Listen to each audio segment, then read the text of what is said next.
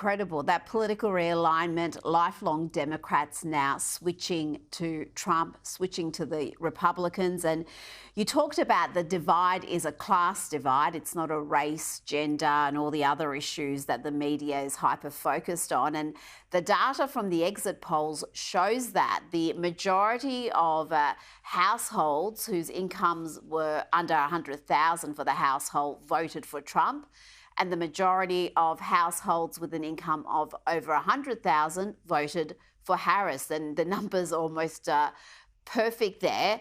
And do you see that changing? Do you see this political realignment sticking for the foreseeable future? It all depends on where the parties go from here. So the GOP before Trump showed up was all neoliberalism. It was, free markets. And then there was, of course, the neoconservative piece of it. So it was, foreign wars and free markets, right? And social conservatism. None of those things resonate with working class Americans. They're anti-war, they hate free trade, and they're social moderates. They're not conservatives. They don't like abortion bans.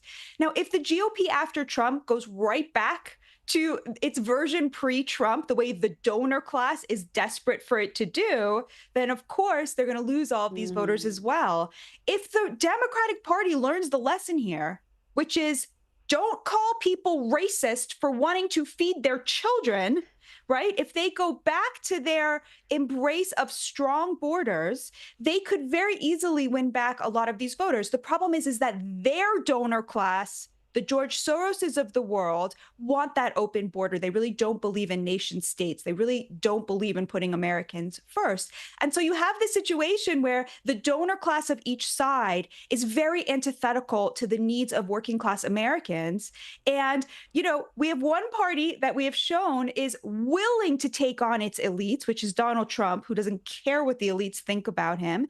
And one side, unfortunately, that seems unwilling to take on its elites. So that's really what we're going to be looking for in the next 10 years.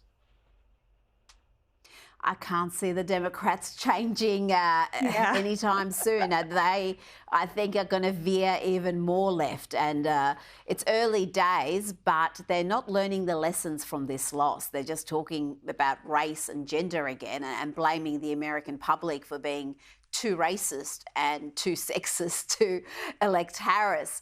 Now, the media did keep telling us that abortion was the key issue here, that women would deliver Kamala Harris a victory.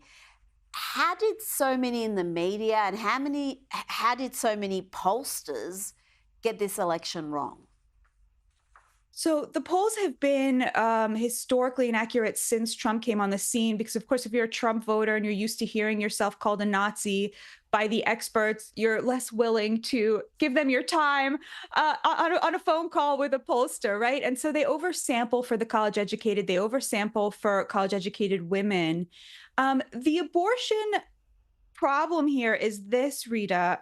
You had the Democrats running on a made-up problem, which is that there was going to be a national abortion ban, which Donald Trump very clearly said he would veto because he believes in the right to an abortion for 12 to 15 weeks and for exceptions for the mother's health, rape, and incest. So it was a made-up fake problem that allowed rich, educated women to feel like the real oppressed class in this country.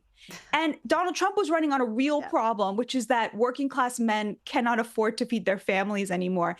And I think the Democrats thought that, with the Obamas berating men to show up for this fake problem for rich women to protect the feelings of rich women, I think the left thought this would be a winning argument, when it turned out that it was working class women who showed up for their husbands and sons and for their dignity, because that was a real problem. And of course, working class men of all races who have just had it with a party that sneers at them, has contempt for them, has shipped their jobs overseas or imported 15 million people to do them here for less money. They're just sick of it. They're sick of being called racists for wanting to feed their family. Their grievances are real, and Donald Trump gave them that dignity back. And I think that this was a seismic shift, because it is undeniable what is happening now. The Democrats have become the party of leftist elites. They have thumbed their nose at labor. Their immense contempt for the working class, the backbone of this country, has been made so clear as they continue to blame voters for Donald Trump's win, instead of saying he won because he gave dignity back to the American working class. Batya Ungar-Sargon, your insights are always appreciated on this program. Thanks so much for your time this evening.